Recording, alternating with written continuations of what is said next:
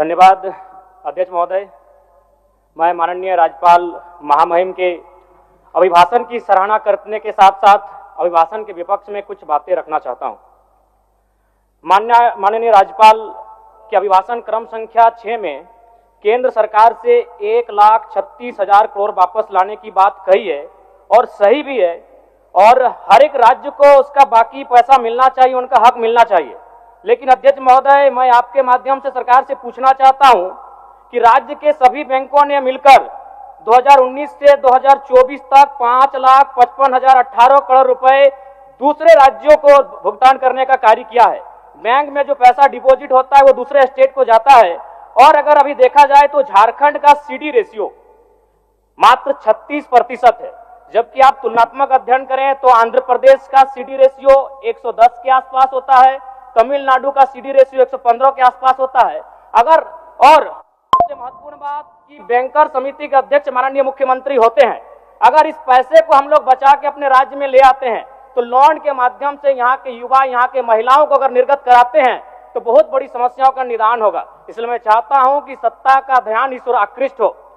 मैं आगे अध्यक्ष महोदय, राज्यपाल महोदय ने अपने अभिभाषण में शहीदों का जिक्र किया, शहीदों के विचारों को आत्मसात करने का जिक्र किया, लेकिन मैं कहना चाहता हूं कि शहीदों के उन्हें माला चढ़ाना, उनके विचारों को आत्मसात करने से कहीं ज्यादा जरूरी है शहीदों को सम्मान देना।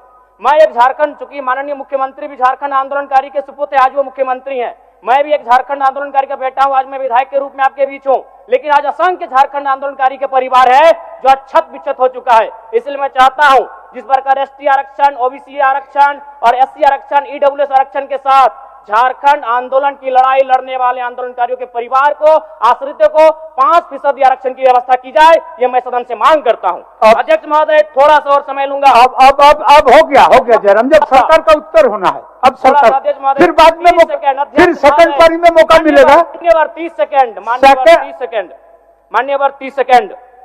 चलिए बोल लीजिए। राज्यपाल महोदय के अभिभाषण में इको टूरिज्म डेवलपमेंट कॉर्पोरेशन निर्माण की बात कही है, जो कि सराहनीय है, और मैं चाहता हूं मेरे क्षेत्र में एक पारासनाथ में पुत्री गढ़ी आता है और तेलिया डैम आता है, उनका उस दिशा में भी डेवलपमेंट करने की दिशा में आगे बढ़ा जाए। और सबसे महत्वपूर्ण बात जो झारखंड के नाम में छुपा है, झाड़ और खंड, झाड़ यानी जंगल, खंड यानी जमीन भूभाग, ये एक बहुत बढ़िया संबोधन अभिभाषण रहा महोदय, जिसमें उन्होंने जीएम लैंड की जो रसीद 2017 में रोकी गई थी उसकी रसीद पुनः काटी जाएगी। लेकिन मैं साथ ही साथ यह भी चाहता हूं, क्योंकि झारखंड में जितने भी उद्योग स्थापित हैं, चाहे वो रांची का एचईसी हो, सिल्ली का हिंडाल्को हो, सरकार का उत्तर माननीय मुख्यमंत्री जी, यदि 20-25 वर्षों के बाद उन उद्योगों की जमीन खाली पड़ी है, माननीय मुख्यमंत्री को वापस कराई जाए, मैं आपसे ये मांग करता हूँ। धन्यवाद।